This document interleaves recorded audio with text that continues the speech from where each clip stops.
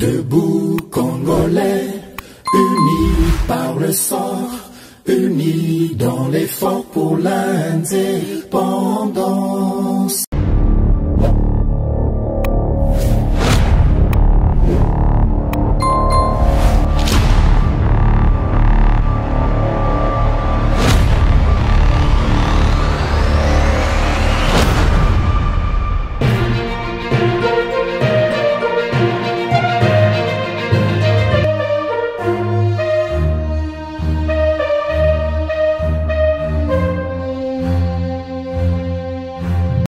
Boye malamu na GCAM télévision balandi basango na biso ya émission Debout Congolais ngai mwana mboka Samba Olunga naza na esengo koyeba bino ebele na bolandi basango na biso ba éclairer à travers émission Debout Congolais. Merci déjà pour la fidélité na bino, merci pour la confiance au bino bo renouveler la kana etando oyo pour na partager basango ya République démocratique du Congo.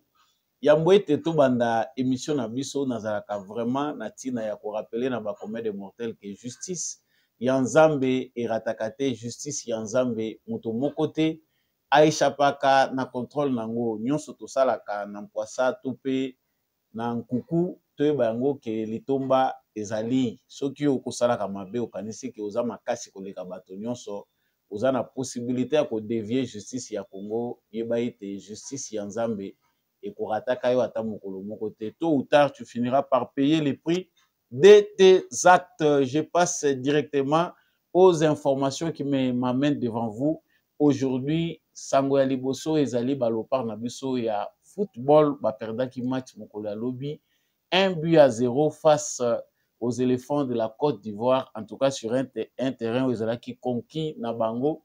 Nous allons vraiment passer un peu en revue cette défaite de Léopard qu'on appelle défaite victorieuse parce que le message était bel et bien passé. Nous parlerons aussi de ces boycotts que plusieurs Congolais réclament contre ces médias. Canal Plus, Oyo, Ezali, Mingi, vraiment, les Congolais baza ko c'est la ngombongo Mingi, mais ils ont boycotté les supporters congolais hier dans le match. Message aux supporters congolais, il fallait qu'ils va transmettre na mokili mobimba. Ils allaient qui boycotter na ba chaîne surtout française. Ils allaient kambo oyo, ils allaient pousser biso pe ba congolais to réfléchir. Le lengeni ni akosa la ba média na biso, le lengeni ni pe yako boycotter certaines entreprises de presse étrangères en République démocratique du Congo. Sango ya mibale boyoka ki lobby ete mwana mboka Augustin Kabuya oyo babengaka na ba adepte na yeto ba partisan na ye mwana bute azali nommé bongo informateur et pas tata mokonzi ekolo Félix Tshisekedi. Sango wana efongoli penda elongoli ba doute ebele pe efongoli nzela na majorité oyo esengeli ya constater po ete na un mois kobanda date oyo bapesi ya mission na ye toyeba ndenge nini akoki kosala musala na ye, quelle tâche lui attend, que devons-nous attendre de sa mission, quel est son avenir. Ye muto ba nommé informateur avenir na ye pesa ndenge nini boza ebele ya komitu na ba question wana to komeka mpe komanyola poto ba ete tâche ya Augustin Kabuya eza ndenge nini, qu'est-ce qu'il va faire, est-ce que tâche ezali difficile, est-ce que tâche ezali facile, ba résultat ekoki kozala nini to kolobela ngo na kati ya émission na biso ya mboto kende pe na est ya République démocratique du Congo to ba ete ba léopard na biso ya football ba muyaka ba maillot te na terrain football no léopard aussi de l'armée bazalaki na front. En tout cas défaite va faire subir na ba terroriste armée rwandaise ezali munene. En tout cas ba cadavre ya ba rwandais et traîné na ba colline où ezali ko surplomber Sake ezali quand même jusque là maintenant exemple de toute menace ya ba terroriste rwandais kasi basuki wana te ba changer pe lisusu camp bango ba ke ko attaquer lisusu na nord ya Goma aux environs de Kibumba. Nous allons parler de l'actualité de la guerre koyeba bazali siko na niveau nini na bitumba menace ezali de tout côté lokola bazui de fait ba essayer de fait na front oyo bango ba fungola ki côté ya Minova na Chacha ba échoué ba na Sake ba échoué. Maintenant, les terroristes de l'armée rwandaise bafungoli nde na axe Kibumba na village à Rui, Biranga, groupement de Boumba, dans le territoire de Nirangongo, c'est là où se concentre actuellement Bitumba. Toujours parlant de l'armée congolaise, l'armée a présenté 44 présumés bandits armés à la population de Goma. Parmi ces bandits armés figurent 7 militaires, dont 5 hommes et 3 femmes de nationalité rwandaise. Tokolobelango na basango na biso ya mokolo ya lelo MONUSCO Sengeli a présenté na conseil de sécurité ba option pour na concrétiser soutien na ye na force ya SADC. Bazali koloba ke MONUSCO il faut pas travailler na force ya SADC yango wana bango bazali ko présenter ba proposition to pe ba option na bango na conseil de sécurité pour ete yango ekoma effectif. Est-ce que ba congolais bazali d'accord na yango? Tokolobelango na kati ya émission na biso yambo tosukisa na likambo etali ba bombe oyo ezali ko continuer ya ba terroristes rwandais toujours à l'est de la République démocratique du Congo. Cette fois-ci dans les camps de déplacés non loin de la rivière Mubango, il y a encore bombe moko ya ba terroristes rwandais koya kiwana explosif a esali dégâts mon côté humain. Nous parlerons dans cette émission avant de parler aussi des révélations. Il y a, depuis 2009, il y a Edward Snowden, ancien consultant et agence américaine de renseignement PA NASA. Azakotali Salolenge Nini, RDC Azali, pays les plus écoutés dans les renseignements étrangers. À quoi servent les renseignements? Oyo, États-Unis, Azako Zouangonga, Nyonso concernant RDC, Azako Yoka, autorité congolaise, Azako Yoka, rebelle, Ezalaka po et apporter Mini. Toko lobelango na émission na biso ya mokolo ya lelo encore une fois de plus ndeko samba olonga tondi bino penda botoni ndenge boponi etando ya malamu fréquence ya ba éclairé GCAM télévision à travers émission ya ba patriote debout congolais. Vous n'êtes pas encore abonné à cette chaîne, je vous prie de le faire. Abonnez-vous pour ne jamais manquer notre actualité. Merci Nabino. Oyo bo s'abonner dans les 48 heures oyo précédé émission oyo natondi bino boye malam. Likez en tout cas, n'oubliez pas de liker, de partager cette émission avec les autres frères pour bango pe bazala éclairer pe debout lokola yo pe ozali debout pe éclairer. En tout cas, n'hésitez pas de nous dire vos impressions dans les commentaires. Ndenge nini vous allez apprécier émission oyo to pe ozali wazalendo to pe FARDC na motema. Depuis coin nini ya République démocratique du Congo, depuis pays nini à travers le monde, FARDC na motema bendele koyate, nous retournons dans l'actualité comme je venais de l'annoncer au sommaire. Voilà.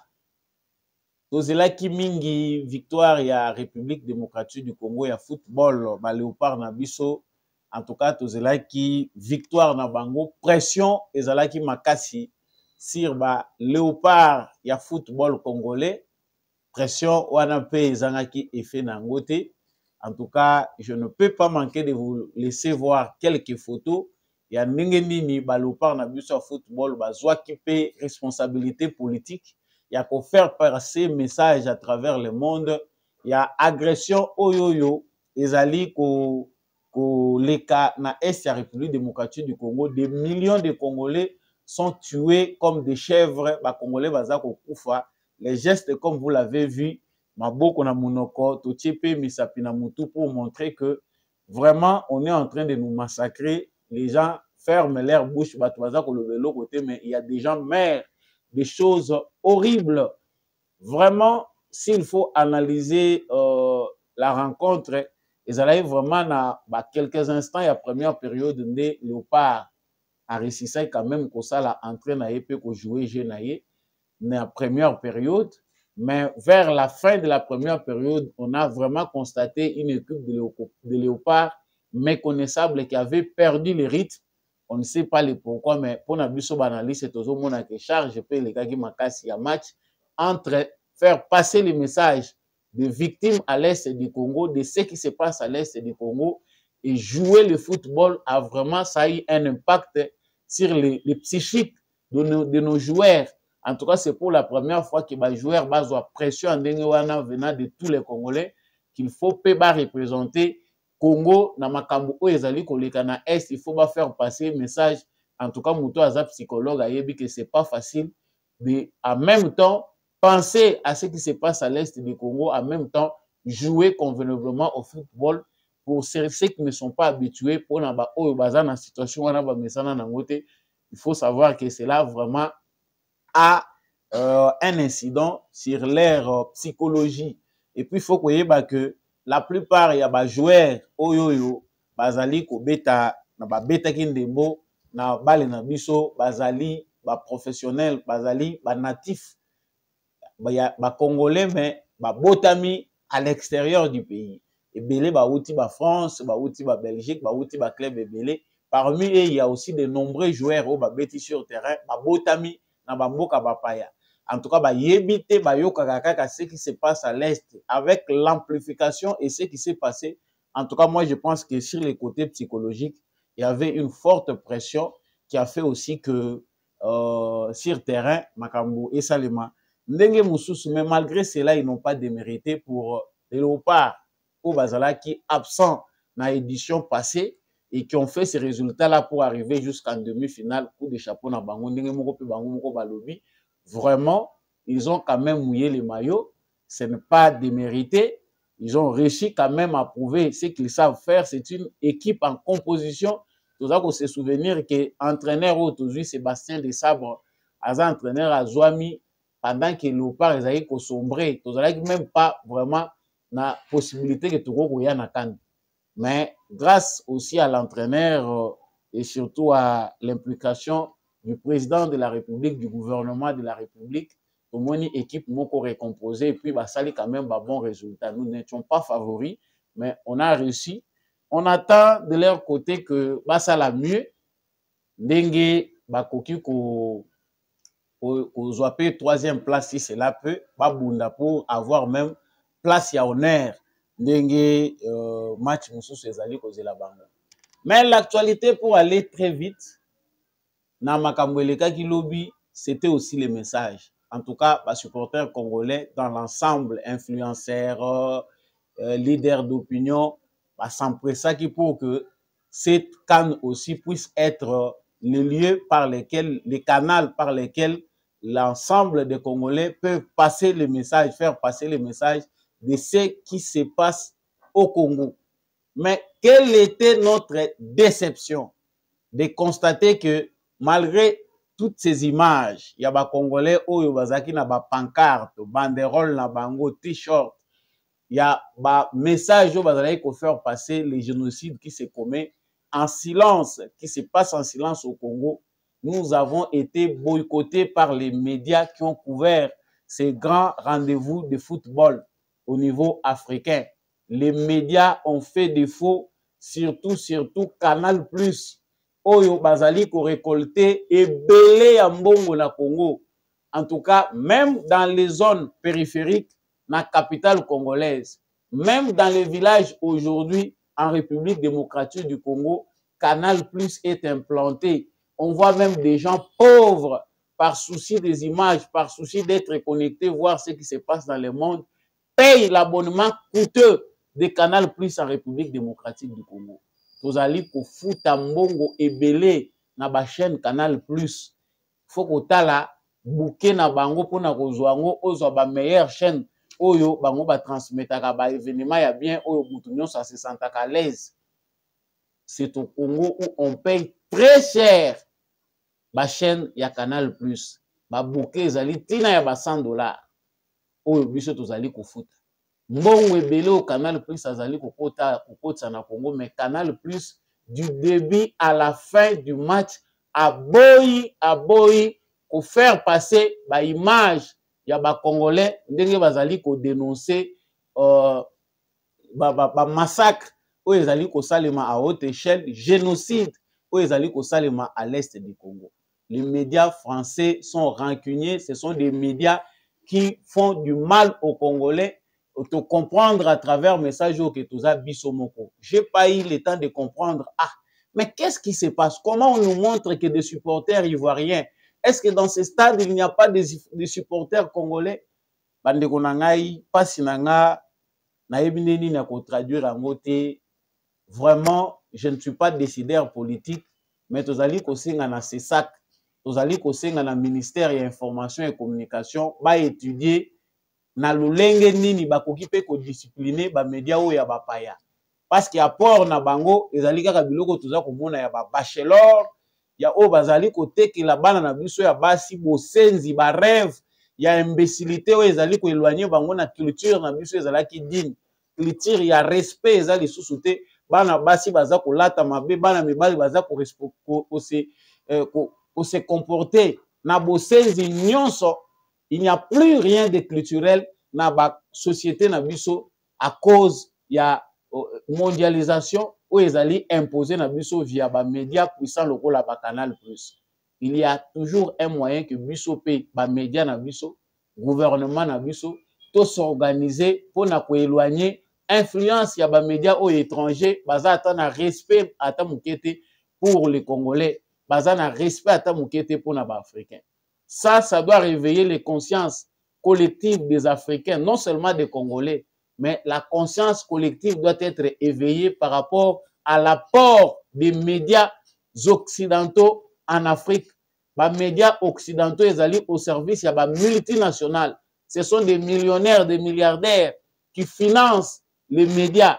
Et puis, les médias, en échange, ils viennent aujourd'hui avec des prestations de services très coûteux. Oh, biso tozali ko enrichir bango lisusu davantage. Baza ko zo bande ko na biso tirer à la volée pour les engager na ba chaîne na bango. Baza ko sous-traiter bango pour ba kosaka biso à l'image que ba chaîne wana ezali ba chaîne ezali animée par des Africains. J'ai été très déçu. Je pense que vous aussi, il faut mener une action commune contre ces médias-là, de la honte, ces médias-là criminels qui ont refusé de faire passer les messages. Malgré cela, les Congolais, surtout pour la makambo et le divertissement, le message est quand même passé. On a vu des supporters congolais qui ont même fait porter des pancartes à d'autres supporters, il y a des pays Moussoussou, pour que le message passe. Néanmoins, nous avons fait ce qui devait être fait. Bravo à nos léopards. Les prochaines éditions, nous savons que ça sera meilleur.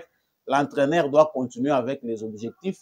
N'avait même pas été engagé pour que nous puissions avoir la CAN ou arriver au niveau où nous sommes arrivés. C'était pour préparer l'équipe. Il va continuer avec ces objectifs-là et sélectionner des bons joueurs, les préparer.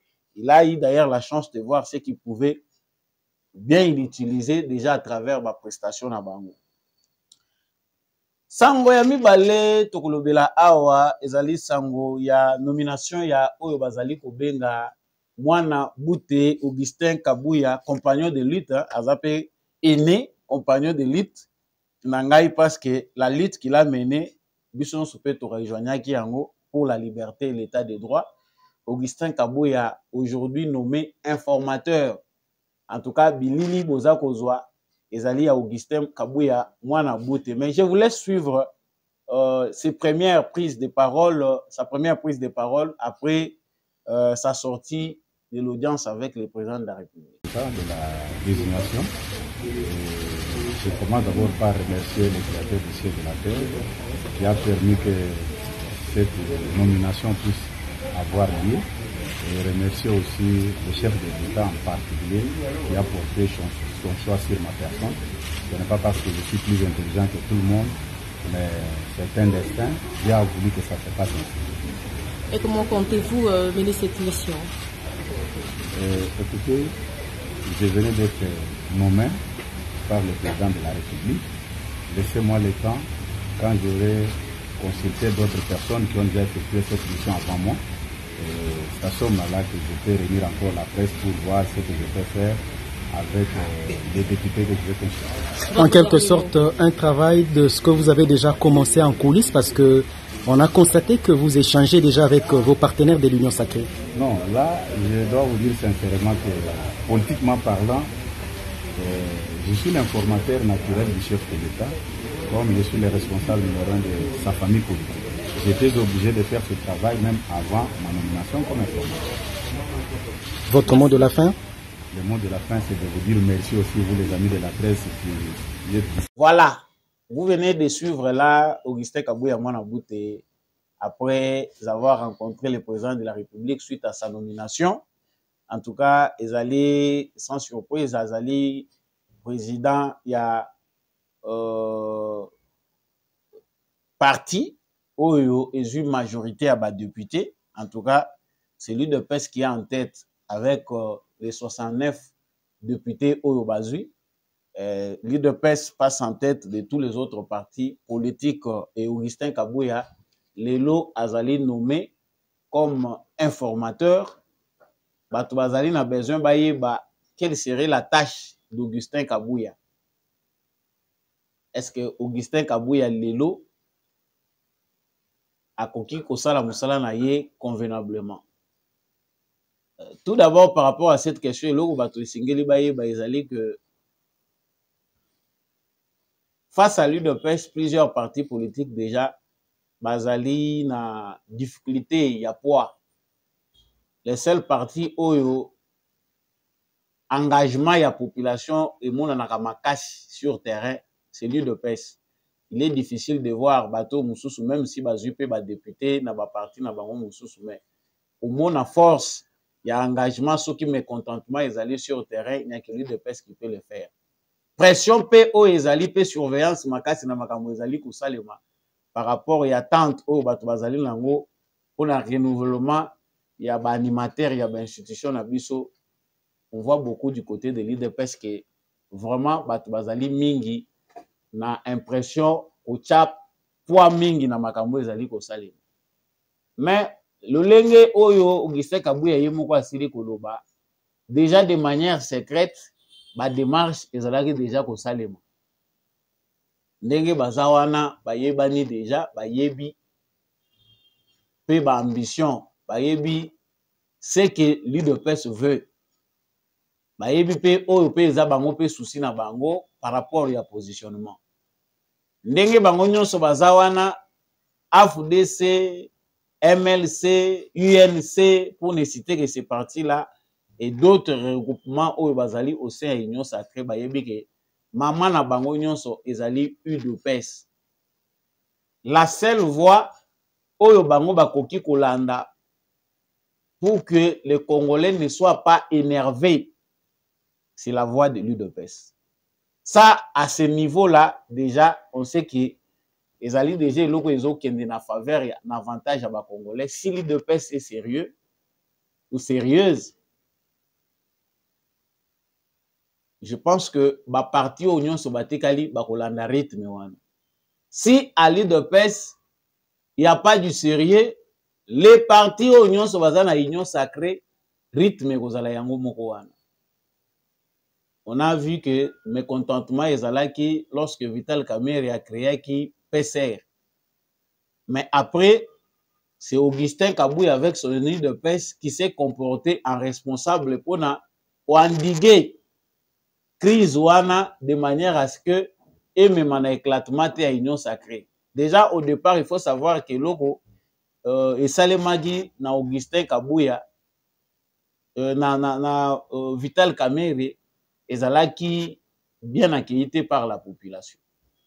Mais pour que ça se gère, Augustin Kabouya a joué un jeu politique de manière à fédérer les opinions divergentes, calmer batu par rapport à l'ambition na bango, de sorte que désordre est à la tête. Et de ce côté-là, on peut lui dire que coup de chapeau à Augustin Kabouya parce que il a quand même joué son rôle pour apaiser les tensions. Il a joué le rôle de sapeur-pompier pour que la tension ait créé la dissension interne. Et à ce niveau, tu as vu que bateau bazana ba ambition, même si bazana ba ambition, va comprendre que ambition à l'élona à l'autre des andenge mon côté.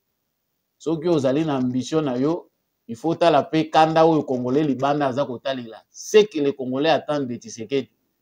Et au ko étaler pe ambition na yo, okutani na colère ya ba Congolais, mbala moko bimi disqualifié. Donc ce que les gens voyaient, c'était qu'à l'image de Vital Kamerhe. L'ambition est normal. Mais le fait que Kamerhe a ouele la ki kocha mutu tangu nanu ba moni bato bango ba sepela ki komona te e bimela ki engam. Mais Augustin Kabuya fédéré tout le monde qui ba asangani asololi na batu ya UNC Billy Kamba le secrétaire général ya UNC azalaki na Augustin Kabuya basololi avec Batumso Bazalaki. De l'autre côté, il a rencontré aussi Jean-Pierre Bemba, batu ya FDC à Bahati. C'est-à-dire déjà le travail était en cours et c'est bandaki déjà pour ça. Et sur base de ce travail-là, sur le plan maintenant constitutionnel, le président de la République a nommé informateur pour identifier majorité. Tu as vu que secrètement, il y a des négociations qui se font. Mais sur le plan officiel, on sait que majorité est allée en faveur. Il y a eu de PES. Il y a eu de PES, c'est une majorité numériquement, mais majorité est allée voulu par la constitution que aux la majorité moko ils ont permettre que donc là il faut identifier batu ndenge nini bokoyo ko sangana pour kobimisa majorité batu nyonso oyo bazali na union sacrée bazana ba ambition batu nyonso oyo bazali na union sacrée bazali na souci pe que bazala quelque part na gouvernance ya Tshisekedi.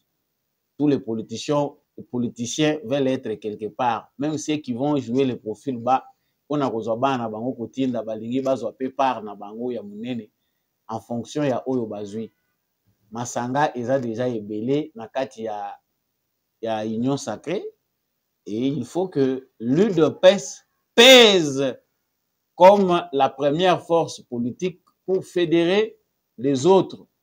Nous espérons tous que sur base de la lutte et l'espoir qu'a le peuple congolais dans ces partis-là qui fonctionnent comme un syndicat du peuple, bato nyonso yo bakokotisa mikila na bango na makolo pour respecter la voix du peuple.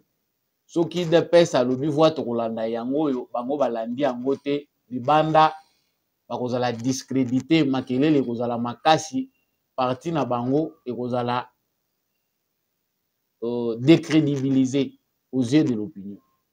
Donc, au sein de l'opinion, l'IDPS a déjà son aura et la tâche d'Augustin Kabuya n'est pas pour tout le bac Zamusala Osalate, mais Azana tâche moko est vraiment difficile de informateur déjà, il a un parti avec son poids qui fait peur.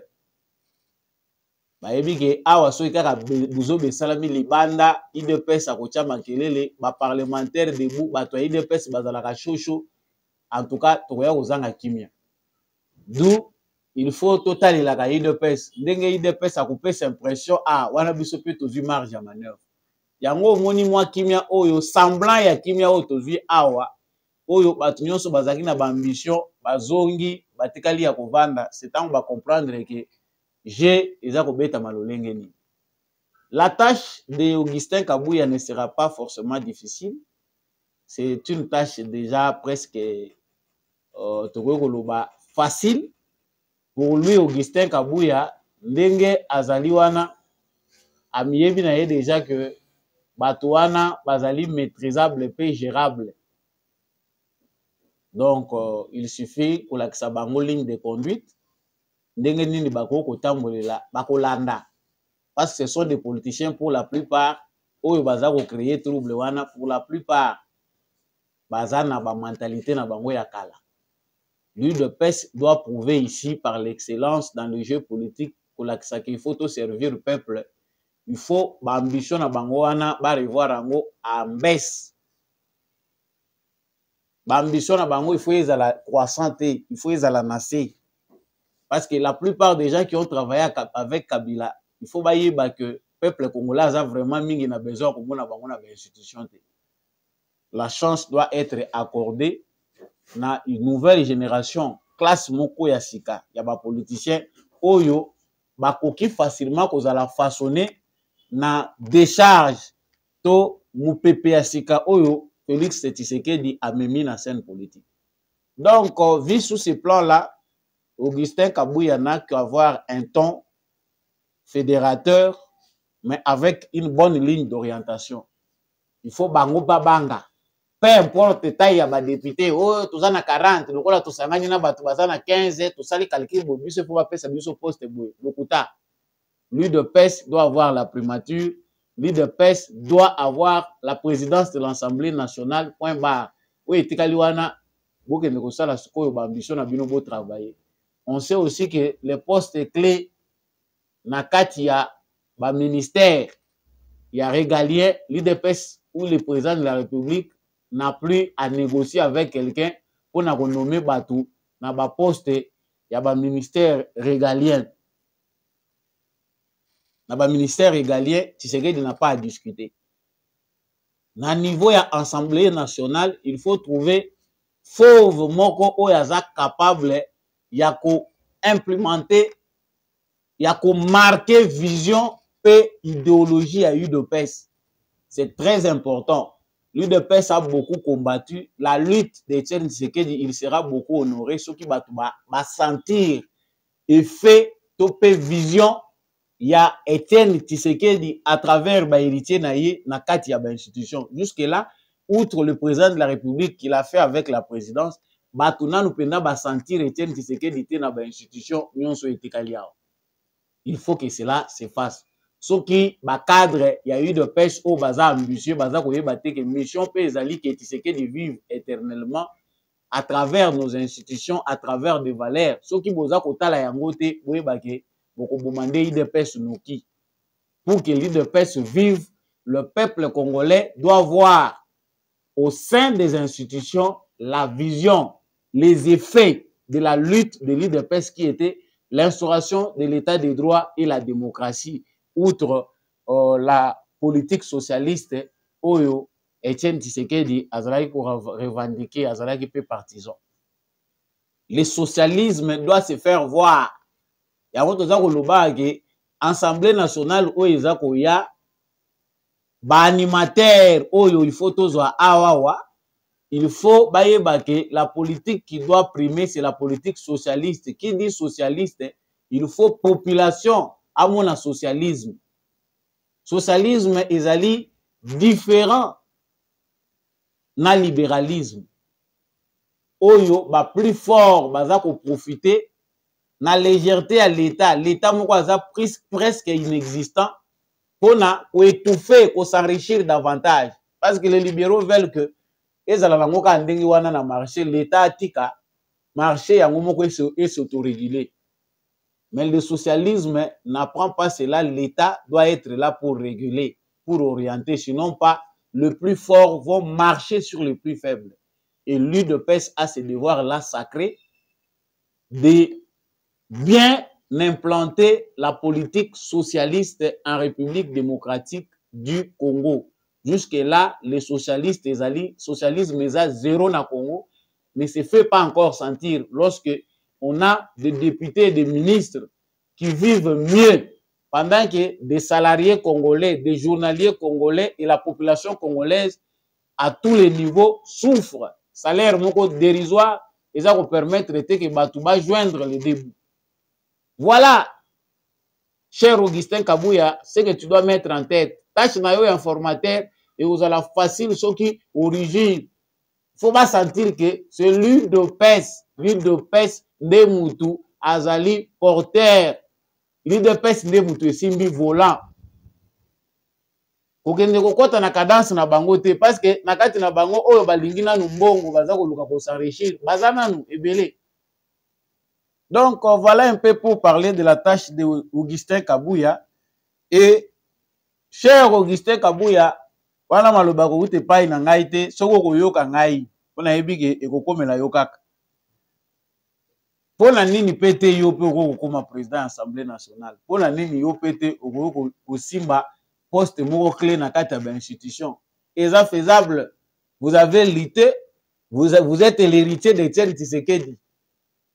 Outre le fait d'être député, vous avez aussi des qualités qu'on aimerait voir au sein de nos institutions. Vous êtes un bon représentant de l'UDPS. Vous avez un gardien du temple. Il faut payer ou animer na kati ya institution. Parce qu'on a soif de voir ce que les héritiers d'Etienne Tshisekedi peuvent faire après lui. du pays et des partis qu'il leur a laissés. Comme ça, tout le monde a fait ba étoile mususu pe ya IDPS oyo ezali dans l'ombre et briller. Tango Ronaldinho azalaki na Barcelone, Messi azalaki komona na te. Tango Messi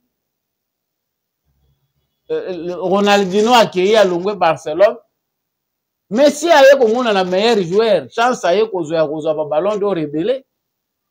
Soki Ronaldinho a continué kozala wana et puis discipliné, Messi alingaki amona na te. Eza pe ndenge moko na politique, ba héros dans l'ombre bazali, l'UDPS a des gens formés, mais oyo pe baza sous ombrage. Il faut pe ba monana.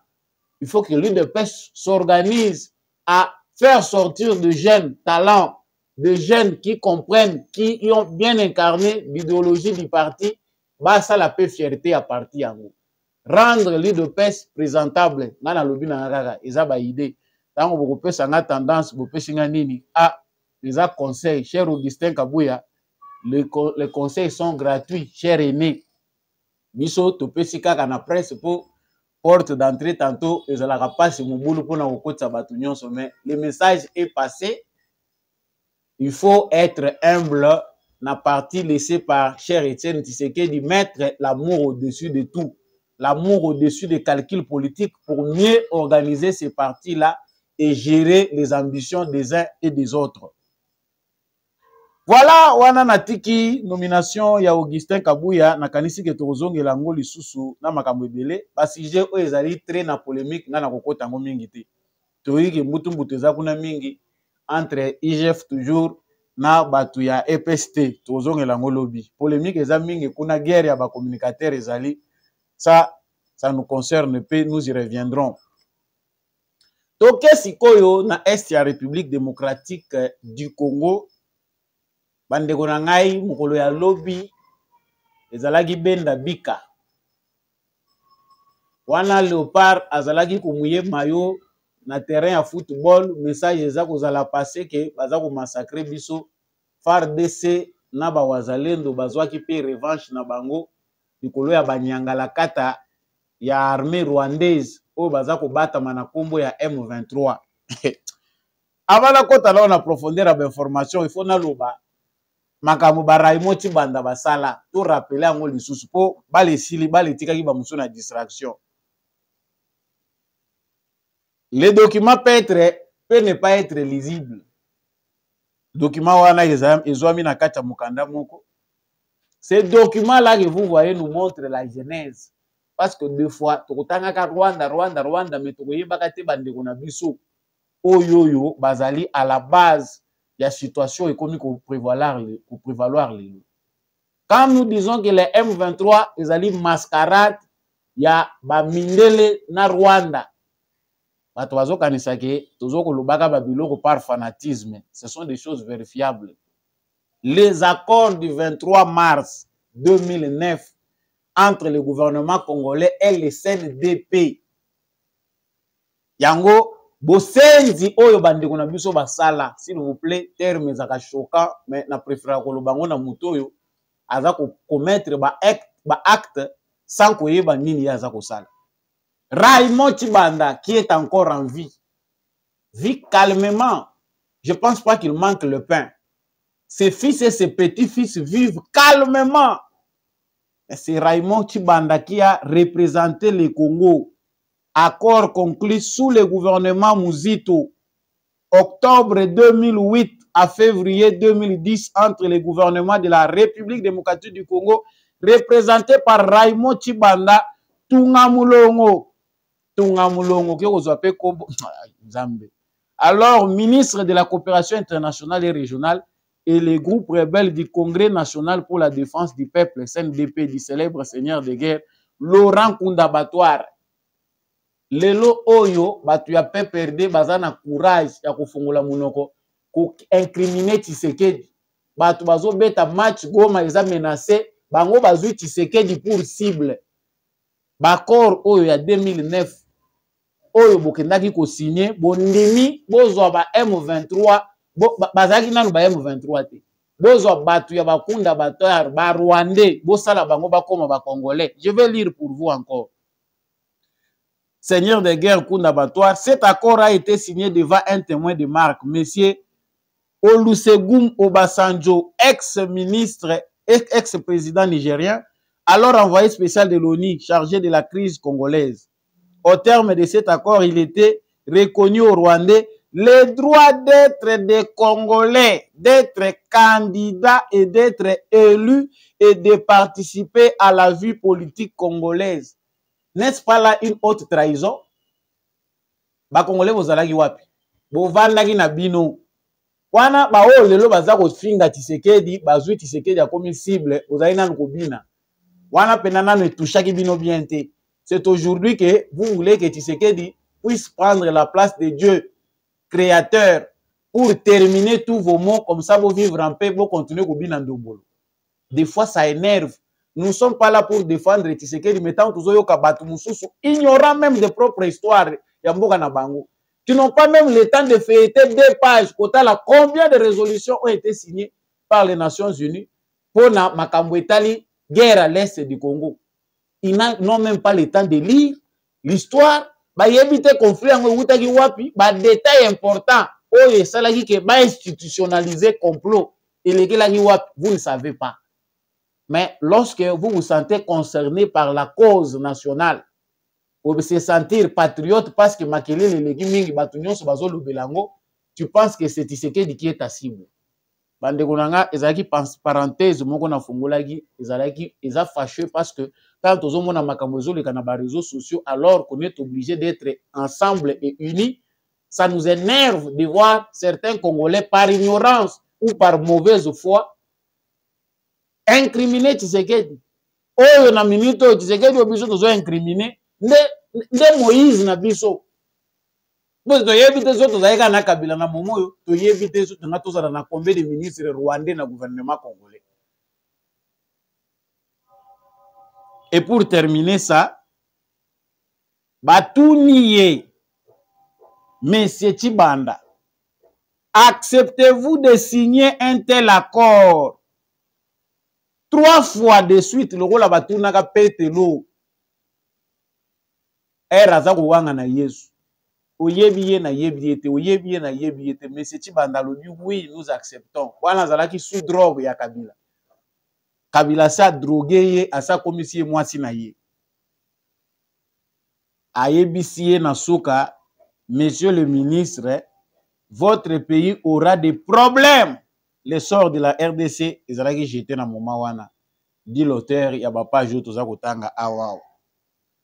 Sikoyo tango bato wana bamoni ke bakomi kobimisa bango baza kosala partage konome bango baza ko se retrouver te bakotisi bango kaka na ba certains postes na armée mais baza kopesa bango te obanaye koluka sur le plan politique. Mouvement CNDP et komi M23 o toza komona lelo. Tshisekedi n'était pas président, l'UDPS n'était impliqué ni de près ni de loin. Tshisekedi devient président. Aye kokuta lisusu M23 dossier na mesa na ye. Il était obligé d'écouter batongo baza ko miloba bato M23 makambo baza ko lobeza nini. Tango babengi bango na Kinshasa baye. Amoni ke makambo baza ko lobanga attaque président de la République au nom du serment que j'ai prêté, je ne peux jamais accepter que bato yo to ndima na bango biloko aboni. Il les a laissés. Albibo kende papa oyo tokoyi ko résoudre yango te. Soki boyoka naka na kalabwe mais na momoyo eza impossible. Voilà le patriotisme. Na fongola ki parenthèse o bande konanga eza pona koletsela bino tango te. Ezali pona ko encourager biso ba Congolais to tangaka. To yekola malamu histoire na biso. To se contentaka na ba bribe te. Parce qu'à force de se contenter seulement des bribes d'informations, on peut tomber facilement dans la manipulation. Vous verrez que la plupart des Congolais ne lisent pas, ne maîtrisent pas intégralement. La télévision, un Congolais se fait m'amener par un originaire rwandais. Situation à l'est, la plupart même de nos acteurs politiques ignorent ce qui se passe à l'est. Ils n'ont pas le temps. Retournons à nos chers moutons. Lobby Sukoyi et Salaki Moussala Nango ba force spéciale na biso esalaki pe musala nango na bangomba ya Sake. Tout d'abord il faut toyeba ke avant baya na Sake wana na bitumba liboso ezalaki na Minova na Shasha. Armée rwandaise bazaka na système ya attaquer sur plusieurs fronts. Soki bamoni ba échouer na front oyo balancer oyo. So bamoni ba échouer na oyo balancer wana. Après théâtre tout monaki semaine dernière ya Minova na Shasha. Cette semaine c'était autour de Sake. Pour bazwa Sake. Tangu bayoki ke bombardement eleki Sukoyi azotika bango te asible azobamba butu bango bakanisi ke mutu azomona biso te drone na nyati bango bamoni bibembe bamoni debadade bao baza koluka balokota bibembe po bakima nango bakimisa bibembe bazwi lisusu frappe balobi non. Nous ne pouvons pas vraiment à ce stade ici totika boye. Voilà nde bomoni ba pondre communiqué wana. Moi j'ai pas le temps de faire passer ce communiqué là qui circule depuis hier il y a M23. Non, le M23 n'a pas l'intention de prendre Goma. Nous sommes prêts to linguer, to dialoguer, nous sommes prêts à observer le cessez-le-feu. Soki bazui fimbu nde bayoka kabongo. Riposte oyo gouvernement la kaki. Tangu batu baza koloba Goma ezoko koya Goma tangu riposte salami de manière énergique. Oyoki bango balobi baza ko bombarder ba zone densément peuplée. Soko yoki kaka Rwanda zoloba les zones densément peuplées, sachez-les que peuplées par des terroristes, par des cafards. Wana babandi ko se victimiser. Wana omoni ba organisation touti bakomi ko koma mikanda ya kotinda na département d'état américain que ezana génocide moko baza ko sala na Congo.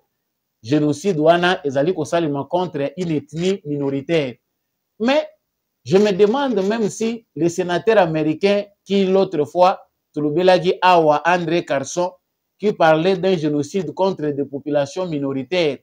Askasa zwa mukanda ya ba ethnie na Congo ayeba soki ethnie tuti na wuti ezalaka wapi na Congo. À force de voler, on finit par devenir moins intelligent. Parce que tous ayi mayele muyibi ya mayele azalaka te. Une fois okoti na muyibi okomaka zoba. Muyibi ya mayele azalaka te. Même s'il est très prudent, il vole de manière sophistiquée, il est zoba. Akozalaka mayele te.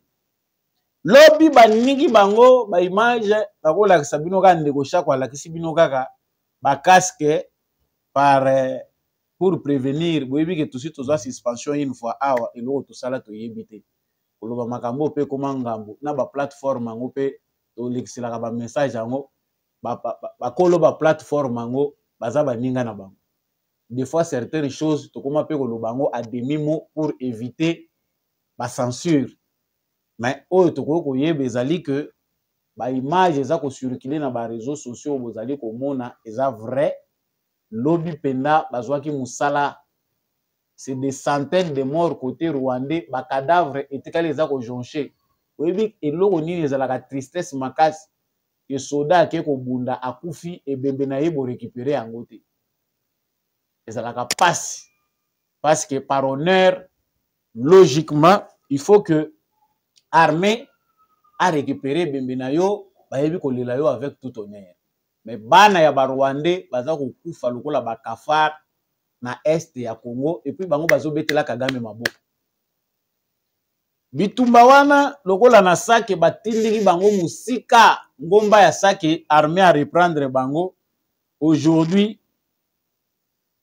les affrontements sont signalés dans l'axe Goma Kibumba dans le village de Rubiranga, groupement de Buumba, territoire de Nirangongo. Kuna Ruunda na Nyundo eza na contrôle ya ba FARDC parce que ba changer soki koto de banda de salami ale bafongoli front mususu po babunda kuna pe na front bauti kofongola lisusu bazui frappe mususu ya FARDC et c'est là le plus important ba combat eza ko continuer que notre armée ndenge bazali ko renforcer effectif nango c'est plus mieux biso pe il faut ko zala na stratégie ya ko attaquer bango na plusieurs fronts ezali très important biso tozali ko réagir or biso lokola toza na réaction yango moni bango bazalaka bien bayebi que non biso to préparer attaque pendant que baza ko préparer attaque action diplomatique baza ko sala ngona ba américain omoni tozana besoin à cesser les faits il faut to solo là et Tshisekedi nda azolinga te boyebisa cesser les faits. Vous allez remarquer que nous perdons des localités kaka tango intervention américaine yaka soit disant que cesser les faits tozana besoin to bongisa lobi na lobaki ya likambo ya Pologne na lobaki yango très bien likambo ya Pologne président polonais qui selon les informations est notre allié il nous avait soutenu à l'ONU mais accueilli batenga misie na Kagame c'est quoi ezali nango normal c'est les Américains la façon de faire pression à Tshisekedi eza kolakisa ye ke yo lokolo ozoyoka te tika tolakisa yo Pologne pa ye kobima alobi non biso Pologne tozali prêt soki baattaquer Rwanda biso Pologne tokozala au côté ya Rwanda mais est-ce que Congo pa kozanga balie ba américain ya zoba baza kosila mayele parce que les vrais américains les américains qui sont intelligents même à l'ère où le capitalisme a engendré une forme très libérale ya politique il faut ba américain ba comprendre que tout n'est pas acquis parce que vous dites puissance que nyonso eza acquis. Il y a aussi la logique de l'impuissance de la puissance. Bomi moni ke boza puissance mais bomi bazo bandenge bomi maka bazo bana bamboka mususu oyo bokomi ko bima bozo tika bamboka bato kimia. Donc tant que toza ko lobawa objectif na bango ezalaki ba distraire Tshisekedi Goma ekweya po bazonga kaka na case à départ nous voulons les négociations nous voulons que les affaires ça dès que pe lobby azwaki ba disposition akepe o se concentrer à finani kuna aza kotalela na musika MONUSCO pe aza koya lobby onote biso toke ko senga na conseil de sécurité atayela biso lolenge nini oyo tokoki ko concrétiser soutien na biso na force ya SADC. Monsieur le président de la République, chers diplomates congolais, c'est le moment d'éloigner cette force-là onusienne na action ya SADC. Pona nini Nations Unies azakaka, pona nini Nations Unies azakaka obligé ya ko se coller na initiative nyonso ya ba Congolais. Qu'est-ce qui se passe? Congo ameka ko sala mo accord moko boeto asolulana organisation régionale. Les Nations Unies doivent être dedans. Tokeina makambu ya nini ya EAC Nations Unies alandi biso. Okende Sergel Nations Unies alandi biso. Oya na SADC Nations Unies pa ye lisusu ba associé ye. Monsieur le président de la République, dissocier l'action de la SADC et celle de la MONUSCO. MONUSCO bo établir agenda na ye bo yebisa ye asunga ba population. Mandat oya munene oye yebani ezali sans contestation ezali ya ko protéger ba population civile. Ba kende na ba zone o population azali ba créer bouclier protecteur pour protéger la population. Bitumba soki toko bunda na SADC OK biso to bunda toza s'associer na SADC mais pas question que action ya ONU et s'associer na SADC nous allons encore échouer parce que la diplomatie américaine la diplomatie européenne ils ont fonctionner na ba intérêt na bango soki ba moni ke Tshisekedi point wana toza ko yoka na te ba ko ya ko activer nini na bango. Et ici même tant on a ko lobela likambo ya M23 na 2009 oyo eza ba révélation ya Edward Snowden américain oyo ba américain bandaye ko senga ancien consultant et agence américaine de renseignement na NASA abimisaka ba renseignement depuis 2009 eza année oyo M23 CNDP M23 eza créé na ba centre ya CNDP bakor eza ko salema entre gouvernement congolais à l'époque ya Kabila Muzitu premier ministre. Les renseignements américains bazalaki ko contrôler parce que ba contrôlaka plus de 20 pays ici en Afrique oyo baza mise en écoute. Biso Congo toza premier pays oyo ba écoutaka mingi selon les révélations de cet ancien consultant américain Edward Snowden. Ba révélation na ye, kaye na ye ti lelo baza ko consulter yango, RFI pe so lobeli yango. Il avait bien parlé que Congo baza ko entendre bango, baza ko yoka ba rebelle, baza ko yoka pe gouvernement congolais, baza ko yoka ba kutu nyonso. Na ndenge ba kor wana salemaki, les Américains étaient là en train de contrôler. C'est-à-dire les renseignements américains contrôlent tous les mouvements rebelles à l'est de la République démocratique du Congo. Les M23, c'est un chantage, ezali mascarade américaine pour continuer à contrôler les minéraux topé sous-sol à l'est de la République démocratique du Congo.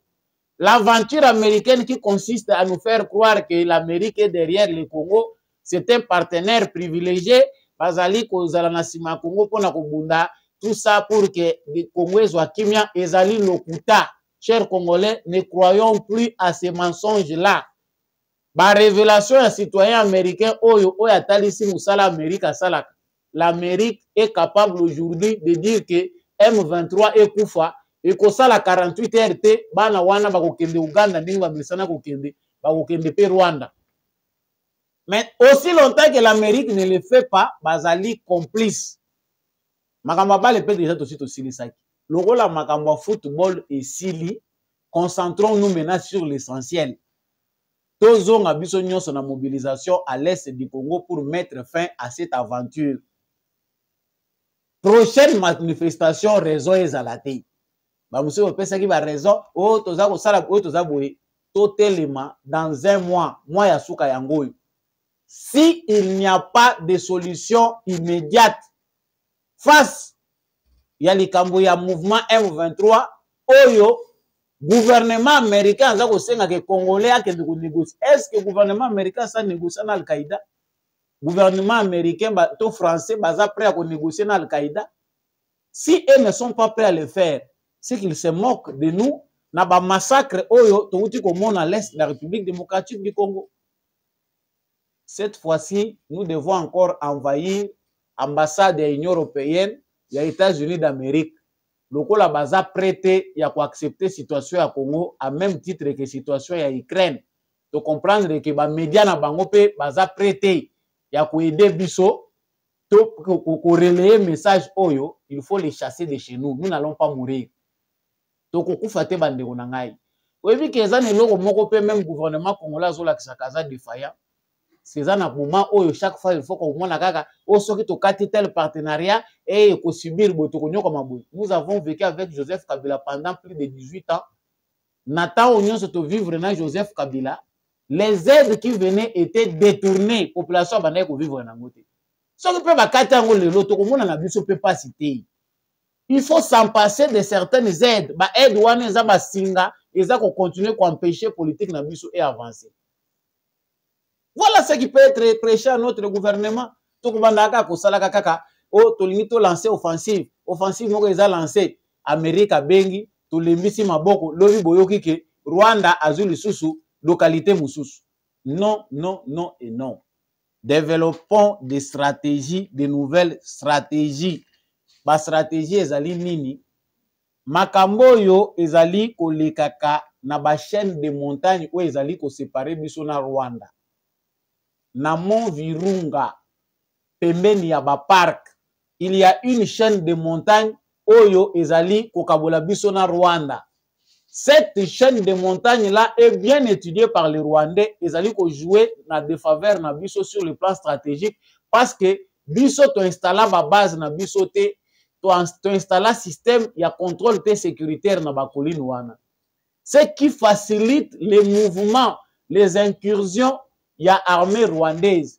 Ce qui est mingi na carte stratégique, ce qui est armée rwandaise, baza ko préparer plan na bango ya combat, ba colline wana ezalaka ba point stratégique na bango.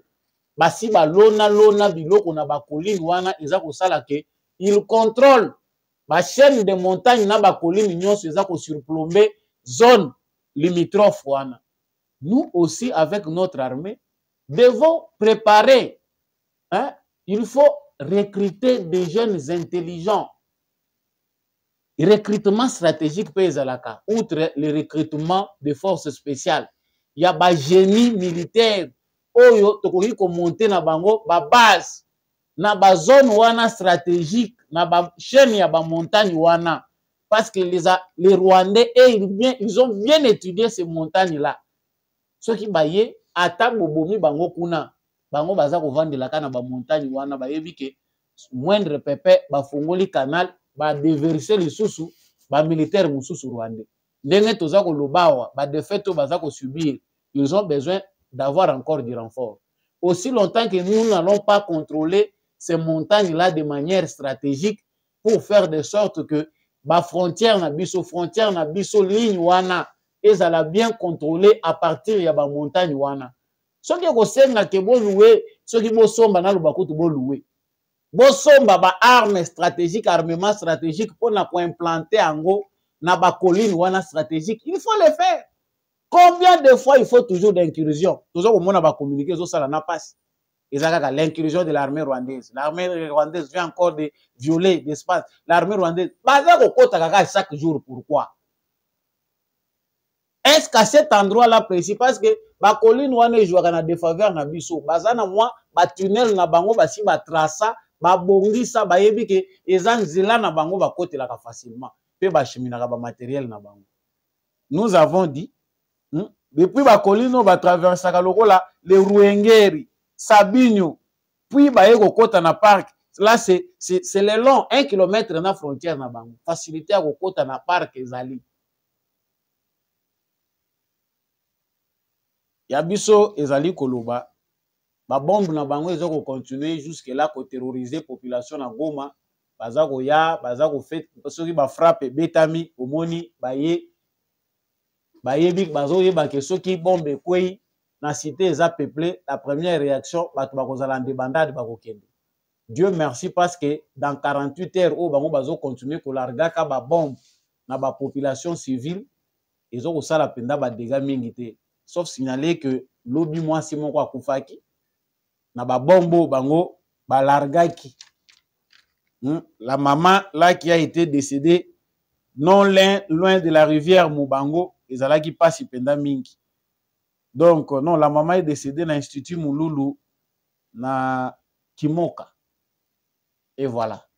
Et puis pour terminer, armée congolaise suite ya ba disposition à sika ezwami na ville ya Goma bakangi 44 présumés bandits parce que recrudescence ezalaki makasi ya vol à main armée kokotela batu na ndako koboma batu bakangi 44 présumés bandits ba présenter bango population moni bango pe na ba autorité militaire ya province mais na kati wana ya ba militaire wana bakangi to ba bandits armés 7 militaires bazalaki basi misatu mibali 5 tant baza kolandela ba identité na bango ils sont tous rwandais donc il y a l'infiltration dans la ville de Goma et na point oyo biso tokomi que les Tutsis soient des Tutsis qui se disent qu'ils sont congolais, qu'ils sont des Congolais d'origine rwandaise. Face à une telle situation où il y a de temps en temps des citoyens congolais qui sont acceptés comme tels, mais qui sont en connivence avec le régime de Kagame, la communauté internationale et les Américains, les services de renseignement américains qui est à la base de l'aventure Tutsi au Congo, n'est pas capable de mettre fin à cette situation. Ils sont prêts à accepter qu'un sénateur ignorant ou corrompu vienne encore nous dire que non, c'est dans le moment où tu dois bazali ko massacrer Batutsi. Mais les rwandophones nous montrent limite na bango que ba Congolais, malgré tout ce que le Congo a fait pour endiguer cette crise-là, maîtriser ba rwandophone oyo baza ko réclamer nationalité congolaise, on sent qu'il y aura toujours difficulté, il y a collaboration, topé pour vivre ensemble entre les Congolais d'origine rwandaise et les Congolais autochtones. Aussi longtemps que Kagame sera toujours là pour utiliser les Tutsis comme ses instruments au Congo pour arriver à ses fins, Il n'y aura pas de paix comme ça. Que la communauté internationale ait créé les biso makamboyo. Parce que prochaine marche, il faut qu'on ait ça. Américain. Que bana na bino boya na bango na Congo. Ce que vous avez créé au Congo, pour résoudre la mobino moko. Bo longola Kagame, bo zongisa batuti na bahutu na Rwanda, bakende koyoka na kuna. Biso tozo akimi. Émission ya mokolo lelo ekomi na suka. Vous verrez bien que basije ezozala kaka ebele soki tolobito continuer na basije na makambo ezoleka na Congo tokolala wa na bino moko pe bokolemba. Télévision ezangonga na pesi bino matondo mingi ndenge bozalaki ebele na kolanda émission oyo à l'est du Congo lokola na Nord Kivu na Ituri bandeko ya Ituri bayebisi biso pe ke toloba na bino tango boza koloba baza komona ba pancarte ba congolais bazokoma balobi Goma. C'est que pour la situation où ils ont les Ghana Est, ils ont à Goma. Non, il ne s'agit pas de Goma, il s'agit du Nord Kivu, il s'agit de l'Ituri. Il faut associer tous les Congolais. Donc quand on fait passer le message, il ne faut pas ignorer certains points importants. Les Goma, c'est l'ensemble du Nord Kivu, les a menacés. Donc on ne peut pas résumer la situation de l'Ituri et tout ça, mettre ça dans Goma. Les alliés, la population belende bazali na problème wana ya insécurité. Merci mingi nandeko Shako azaki na sima ya caméra oyo ko ete émission oyo et comme na bitando na bino na pesi matondo mingi na votre Gérard Kabeya matondo mingi na l'homme de la vérité des urnes Jean-Louis Timbalanga. Merci mingi na papa Boniface Mpunga, papa Kennedy Mukendi, papa Jeff depuis l'Autriche. Mon vieux Maurice Kikangala depuis l'Irlande. Merci à tous ceux qui aiment Samba Olonga Logola, papa Freddy Ngwama, maman Bilonda, maman Lisette Mombendu. Baye nyonso oyo bozali ko soutenir émission Debout Congolais boko bakosala mon numéro eza en bas de l'écran.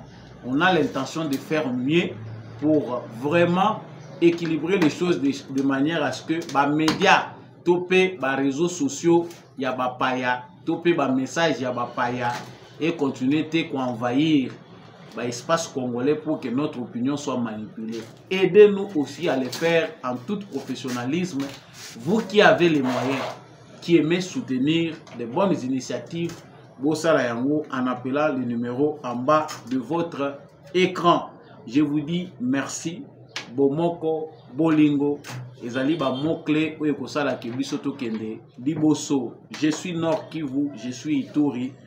Non à l'agression rwandaise. On se retrouve prochainement avec un nouveau numéro.